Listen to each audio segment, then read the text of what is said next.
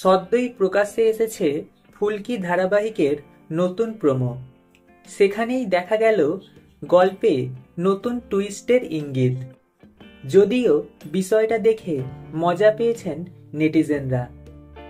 প্রোমোতে দেখানো হয়েছে ফুলকি নাকি রোহিতের বোন। ব্যাপারটা আসলে কি?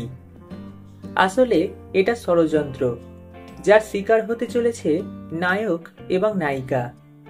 সামনে মহাশিবরাত্রি, আর সেই উপলক্ষে সব ধারাবাহিকে কিছু না কিছু চমক দেখানো হতে চলেছে।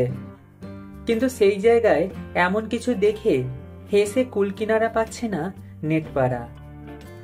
একজন লেখেন, গল্পের গরু গাছে ওঠে জানি, তা বলে এতটা উঠে যাবে জানা ছিল না।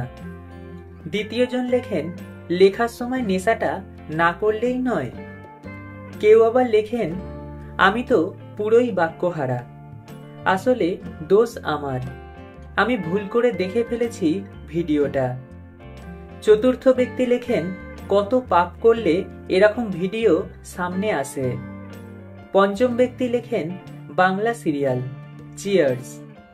কেউ কেউ আবার বেজায় রাগ দেখিয়েছেন স্বামী স্ত্রীকে ভাই বোন দেখানোয়।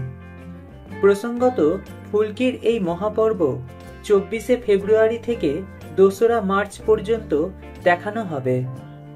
জি বাংলার পর্দায় রোজ সন্ধ্যা 7:30টায় দেখা যাবে এই মেগা।